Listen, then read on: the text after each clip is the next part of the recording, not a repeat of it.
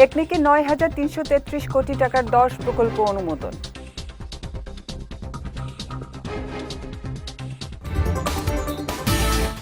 রাষ্ট্রপতি নির্বাচনের ভোটকাল প্রস্তুত নির্বাচন কমিশন।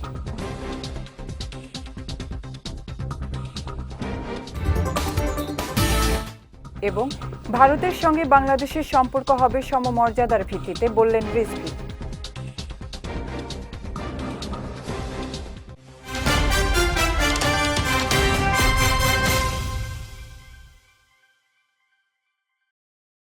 আসসালামু আলাইকুম। পুষ্টিচার নিবেদিত বিজয় রাতের সংবাদে আমন্ত্রণ জানাচ্ছি আমি উম্মে কুলসুম। শুনছিলেন শিরোনাম, এবারে বিস্তারিত।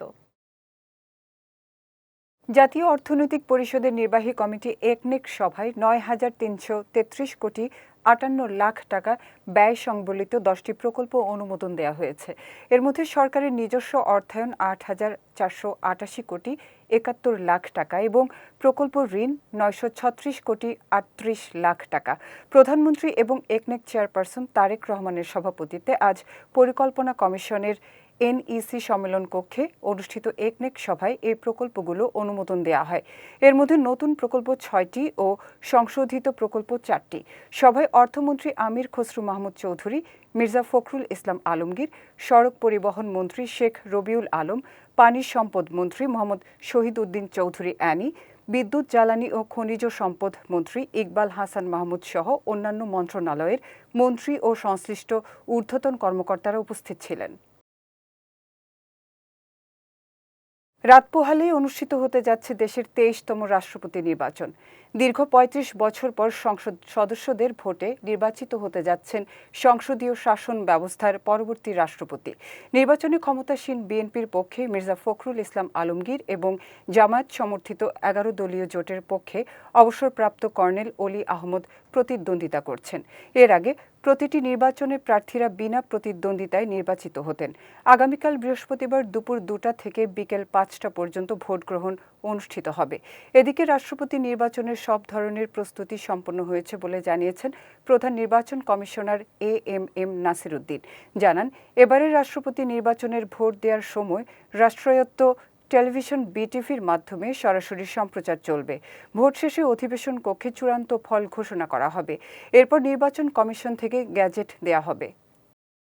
ভোটের ফলাফল যেটা ঘোষণা হবে, ওই যে 2টা থেকে 5টা পর্যন্ত ভোট হবে, তো ভোটের পরে তো আমরা ওখানে ইনস্ট্যান্টলি গোনা শুরু করবো। গোনার পরে রেজাল্ট যেটা আমি অ্যানাউন্স করবো অ্যাজ নির্বাচনী কর্তা, that is final as per law, that is final as per law. সুতরাং ওইটা আমরা ভোটের পরপরই আমরা কাউন্টিং করে ওখানে আমরা ঘোষণা করে দেব। পরে আমরা এখানে এসে হয়তো দিনে গ্যাজেট করে দেবো। এটা আমাদের প্ল্যান ওইটাই। বর্তমান সরকারের আমলের মতো এত স্বাধীনভাবে গণমাধ্যম চর্চার সুযোগ অতীতে আর কোনো সময় ছিল না বলে মন্তব্য করেছেন তথ্য ও সম্প্রচার মন্ত্রী জহির উদ্দিন স্বপন। সকালে তথ্য ভবনে সাংবাদিক সুরক্ষা ও কল্যাণ ফাউন্ডেশনের 5ম প্রতিষ্ঠা বার্ষিকী উপলক্ষে আয়োজিত অনুষ্ঠানে তিনি এ মন্তব্য করেন। বলেন, বর্তমান সরকারের শাসনামলে সাংবাদিকদের পেশাগত দায়িত্ব পালনে কোনো ধরনের বিধি নিষেধ আরোপ করা হয়নি। গণমাধ্যম বর্তমানে সর্বোচ্চ স্বাধীনতা ভোগ করছে, আগের যে কোনো সময়ের চেয়ে স্বাধীন। তথ্যমন্ত্রী আরও বলেন, সাংবাদিকতার মতো মহান পেশাকে যারা ফ্যাসিবাদের দালালে পরিণত করতে চান তাদের চিহ্নিত করে বিচারের মুখোমুখি করতে হবে। এ সময় রাজনৈতিক ক্ষমতাকে প্রশ্ন করার যে ক্ষমতা গণমাধ্যমের রয়েছে সেটির যেন অপব্যবহার না হয় সেদিকেও লক্ষ্য রাখতে সবার প্রতি আহ্বান জানান তথ্যমন্ত্রী। সাংবাদিকতার মতো মহান পেশাকে যারা ফ্যাসিবাদের দালালে পরিণত করতে চায় তাদেরকে চিহ্নিত করতে হবে। জনগণের কল্যাণের জন্য ক্ষমতাকে প্রশ্ন করার ক্ষমতা সাংবাদিকদেরকে চর্চা করতে হবে। আমাদের সরকারের আমলে তাদেরকে সাংবাদিকতা করার ক্ষেত্রে ন্যূনতম কোনো বিধিনিষেধ আজ পর্যন্ত আরোপ করা হয় নাই। স্বাধীন বাংলাদেশে এত স্বাধীনতা গণমাধ্যম এর আগে আর কখনোই ভোগ করে নাই। কল ড্রপ হলে গ্রাহকের টাকা কিভাবে সমন্বয় বা ফেরত দেওয়া হয় এবং মোবাইল প্যাকেজের মেয়াদ শেষ হলে অব্যবহৃত সুবিধার কি হয়, এসব বিষয়ে গ্রাহকদের স্পষ্টভাবে জানাতে মোবাইল অপারেটরদের প্রতি আহ্বান জানিয়েছেন ডাক, টেলিযোগাযোগ ও তথ্য প্রযুক্তি এবং বিজ্ঞান ও প্রযুক্তি মন্ত্রী ফকির মাহবুব আনাম। সকালে রাজধানী তেজগাঁওয়ে powering the future Robi complex Dhaka modernisation শীর্ষক অনুষ্ঠানে তিনি এই আহ্বান জানান। মন্ত্রী বলেন, কল ড্রপ ও প্যাকেজ নিয়ে গ্রাহকদের মধ্যে থাকা অভিযোগ ও বিভ্রান্তি দূর করতে অপারেটরদের আরও সচেতনতামূলক উদ্যোগ নিতে হবে। অনুষ্ঠানে প্রধানমন্ত্রীর ডাক ও টেলিযোগাযোগ বিষয়ক উপদেষ্টা রেহান আসিফ আসাদ, বিটিআরসির চেয়ারম্যান অবসরপ্রাপ্ত মেজর জেনারেল মোহাম্মদ এমদাদ উল বারী, রবি আজিয়াটার chief corporate and regulatory officer Shahed Alam এবং রবি আজিয়াটা পিএলসির প্রধান নির্বাহী কর্মকর্তা ও ব্যবস্থাপনা পরিচালক জিয়াদ সাতারা সহ অন্যান্য কর্মকর্তারা উপস্থিত ছিলেন। আপনারা যদি এটিকে একটু এয়ার করেন জনগণকে, যে না কল ড্রপস কেন হয়, কল ড্রপস হলে আপনাদের কোনো পয়সা কেটে নেওয়া হয় না, এটিকে আপনাদের আবার ফেরত দেওয়া হয়। আর প্যাকেজগুলি যেভাবে হয়, অনেকে বলে আমি 500 টাকার প্যাকেজ কিনলাম, আমার টাকা আছে কিন্তু টাইমটা এক্সপায়ার করে গেছে, আমার সব চলে গেল। এটি কেন হয়? এইসব অ্যাওয়ারনেসগুলি আপনারা যদি বলেন তাহলে আমরা একটু ভালো থাকি। কারণ আমাদের কাছে জনগণ কিন্তু কমপ্লেন দেয় এবং বলে যে আপনারা কিছু একটা করেন। সেই জায়গায় আমি একটু রবিকে বলবো, আপনারা যদি some kind of awareness through any media or I don't know how, but some kind of a message you should send to the general people. ভারতের সঙ্গে বাংলাদেশের সম্পর্ক হবে সমমর্যাদার ভিত্তিতে। এর বাহিরে কিছু হলে বিএনপি সরকার সায় দেবে না বলে মন্তব্য করেছেন প্রধানমন্ত্রীর রাজনৈতিক উপদেষ্টা ও বিএনপির স্থায়ী কমিটির সদস্য রুহুল কবির রিজভী। আজ স্বেচ্ছাসেবক দলের 46তম প্রতিষ্ঠা বার্ষিকীতে সাবেক প্রধানমন্ত্রী বেগম খালেদা জিয়ার সমাধিতে পুষ্পস্তবক অর্পণ শেষে সাংবাদিকদের এসব কথা জানান তিনি। রিজভী বলেন, স্বার্থ ছাড়া ভারত বন্ধুত্বপূর্ণ আমন্ত্রণ জানালে তাকে সাধুবাদ জানাবে সরকার, তবে স্বার্থ থাকলে এগোবে না বাংলাদেশ। বাংলাদেশ সমতার ভিত্তিতে সকলের সাথে বন্ধুত্ব করতে চায়, কিন্তু কোনো শর্ত দিয়ে বন্ধুত্ব হয় না। বাংলাদেশ সরকার প্রত্যেক দেশের সাথে বন্ধুত্বের প্রকাশ্যে যে ঘোষণা দিয়েছে, যাবেন, আমরাও সবাইকে আমন্ত্রণ জানাবো, কিন্তু ভিতরে যদি কোনো শর্ত থাকে তাহলে সেই শর্ত দিয়ে কখনো বন্ধুত্ব হয় না। বন্ধুত্ব হবে আমরা প্রত্যেকের স্বাধীনতা এবং সার্বভৌমত্বে বিশ্বাস করব, প্রত্যেকের সার্বভৌমত্বকে সম্মান করব। আশুলিয়া রাজমিস্ত্রির কাজের 1000 টাকা পাওনা নিয়ে কামরুল নামে এক ব্যক্তিকে গলা কেটে হত্যার অভিযোগে তার বন্ধু আল আমিনকে গ্রেফতার করেছে পিবিআই। দুপুরে রাজধানীর উত্তরায় পিবিআই ঢাকা জেলা অফিসে আয়োজিত প্রেস ব্রিফিংয়ে এ তথ্য জানান পিবিআই ঢাকা জেলা পুলিশ সুপার NM মোর্শেদ। তিনি জানান, গত 8 আগস্ট খুলনা থেকে আশুলিয়ায় কাজের সন্ধানে আসেন কামরুল ও আল আমিন। 14 আগস্ট রাতে 1000 টাকা পাওনা নিয়ে কথা কাটাকাটির এক পর্যায়ে ছুরি দিয়ে কামরুলকে গলা কেটে হত্যা করে আলামিন পালিয়ে যায়। 2 দিন পর মরদেহ উদ্ধার করে পুলিশ। পরে ছায়া তদন্তে খুলনা থেকে আলামিনকে গ্রেপ্তার করা হয়। তার কাছ থেকে ভিকটিমের জিনিসপত্র উদ্ধার করা হয়েছে। আমরা তদন্তে পেয়েছি যে রাজমিস্ত্রির কাজ করলো ডিসিসকে দিত 2000 টাকা এবং যে আসামি তাকে দিত 1500 টাকা। এটা নিয়ে তাদের মধ্যে বিরোধ হয় এবং কাজ করা যেহেতু দুইজন একসাথে ওখানে থাকতো এবং একসাথে খেত, তাদের টাকা ফুরিয়ে যায়। এটা ধস্তাধস্তিতে জড়িয়েছে।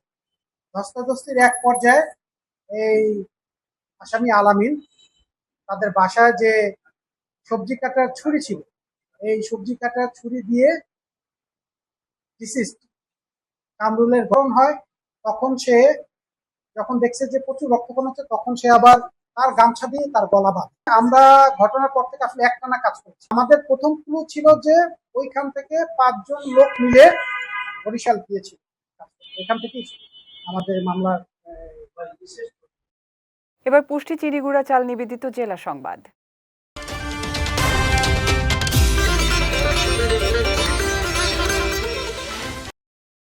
বিদ্যুৎ সংকটের জন্য এই সরকারের ন্যূনতম কোনো দায় নেই বলে মন্তব্য করেছেন প্রধানমন্ত্রীর তথ্য ও সম্প্রচার উপদেষ্টা ডাক্তার জাহিদুর রহমান।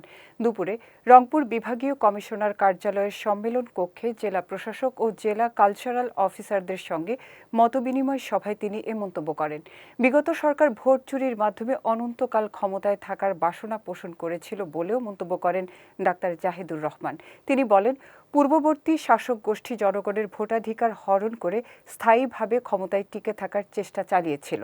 এ সময় জেলা প্রশাসক ও জেলা সাংস্কৃতিক কর্মকর্তাদের উদ্দেশ্যে উপদেষ্টা বলেন, বর্তমান সরকারের সঙ্গে যেসব কর্মকর্তা কাজ করছেন তারা এর আগে এমন সরকারের সঙ্গে দীর্ঘদিন কাজ করেননি।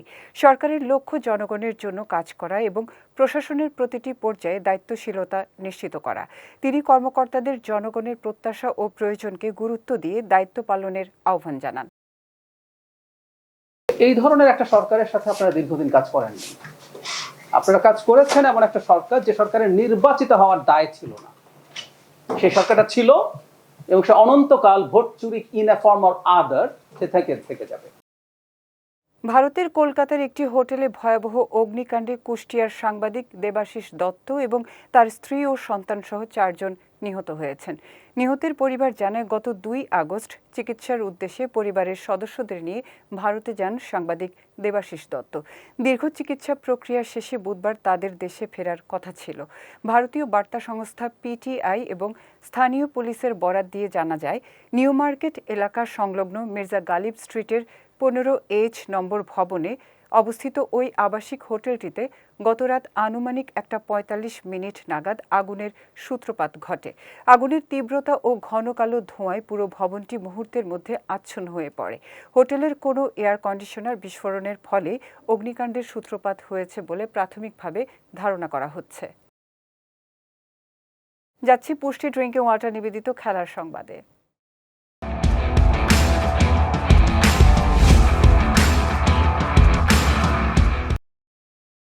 দীর্ঘ 2 দশক ধরে বাংলাদেশের জার্সিতে খেলছেন মুশফিকুর রহিম।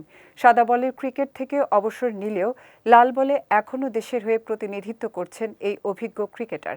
অস্ট্রেলিয়ার বিপক্ষে সিরিজের প্রথম টেস্টে জয়ের পর সতীর্থদের সঙ্গে অভিজ্ঞতা বিনিময় করেন দলের সবচেয়ে সিনিয়র সদস্য মুশফিক। সেখানে তিনি জানান, টেস্ট ক্রিকেট থেকে ভালো কিছু স্মৃতি নিয়ে বিদায় নিতে চান। বাংলাদেশের লাল বলের ক্রিকেটের এই পথচলা থেকে কিছু সঙ্গে নিয়ে যেতে পারাটাই তার জন্য বড় অর্জন হবে বলে উল্লেখ করেন তিনি। মুশফিক সতীর্থদের সাফল্যের ধারাবাহিকতা ধরে রাখার পরামর্শ দিয়ে বলেন, নিয়মিত এমন পারফরম্যান্স করাটাই সবচেয়ে গুরুত্বপূর্ণ।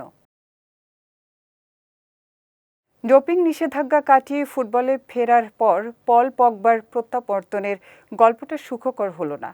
মোনাকোয় যোগ দেওয়ার 1 বছর না পেরোতে ক্লাবটির সঙ্গে সম্পর্ক ছিন্ন করেছেন 33 বছর বয়সী এই ফরাসি মিডফিল্ডার। বুধবার এক বিবৃতিতে পগবার বিদায়ের বিষয়টি নিশ্চিত করে মোনাকো। গত মৌসুমে ফ্রি ট্রান্সফারে ক্লাবটিতে যোগ দেওয়ার পর চোটের কারণে মাঠে নিয়মিত হতে পারেননি তিনি। নভেম্বরে মোনাকোর হয়ে অভিষেক হলেও পুরো মৌসুমে মাত্র 6 ম্যাচে খেলেছেন পগবা। মাঠে ছিলেন মোট 105 মিনিট। পগবার বিদায়ে হতাশা প্রকাশ করলেও তার পেশাদার মনোভাবের প্রশংসা করেছেন মোনাকোর প্রধান নির্বাহী থিয়াগো স্কুরো। পুষ্টি চা নিবেদিত বিজয় রাতের সংবাদ শেষ করার আগে শিরোনামগুলো দেখে নিচ্ছি আরও একবার।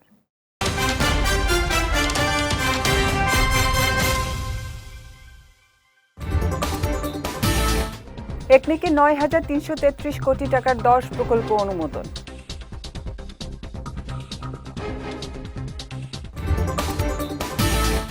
রাষ্ট্রপতি নির্বাচনের ভোটকাল প্রস্তুত নির্বাচন কমিশন।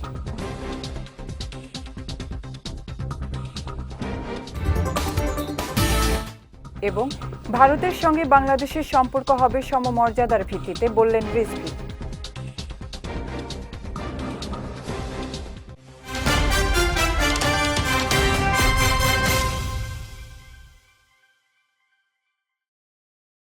বিজয় রাতের সংবাদ শেষে আজকের মতো আমি উম্মে কুলসুম আপনাদের কাছ থেকে বিদায় নিচ্ছি। আগামীকাল একই সময় নতুন সব খবর দেখতে চোখ রাখুন বিজয় টিভিতে। এছাড়াও আজকে বিজয় রাতের সংবাদের ভিডিও দেখতে পারেন আমাদের ইউটিউব এবং ফেসবুক পেজে। আমাদের ইউটিউব হলো youtube.com/BijayTVOfficial এবং আমাদের ফেসবুক পেজ হলো facebook.com/BijayTVLimited। এতক্ষণ সঙ্গে থাকার জন্য ধন্যবাদ সবাইকে।